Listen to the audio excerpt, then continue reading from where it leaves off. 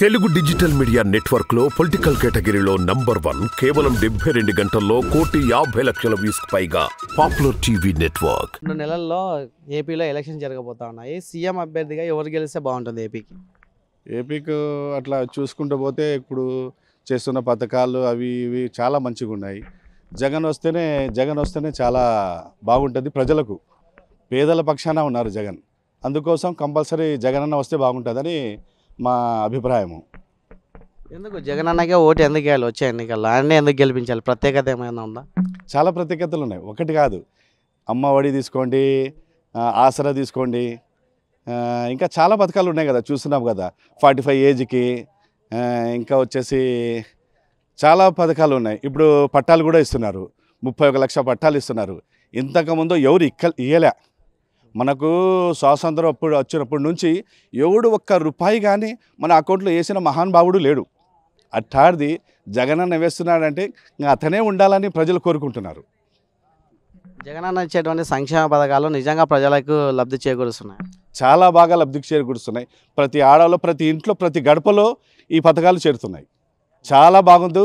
మొత్తం రాష్ట్రం మొత్తం సస్యశ్యామలంగా ఉంది. ఇంకో విషయం చెప్పాలంటే ఇప్పుడు పేదరికం అనేది వెళ్ళిపోయింది. మన ఆంధ్రప్రదేశ్లో పేదరికం అనేది వెళ్ళిపోయింది. ప్రతి ఒక్కరూ కడుపు నిండా భోంచేస్తున్నారు. మనకు చాలా పథకాలతో చాలా బాగుంది. ఇప్పుడు ఏపీ స్టేటు చాలా అన్ని స్టేట్ల కంటే మన స్టేటు చాలా బాగుంది.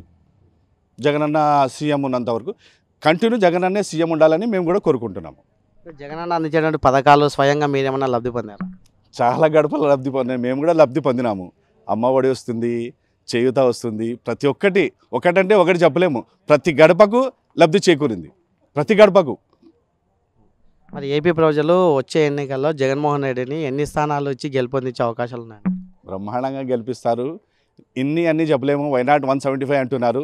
దాంట్లో మనము తీసేయలేనికి లేదు. మంచిగా అయితే మనకు 140, 150 పైనే రావచ్చు.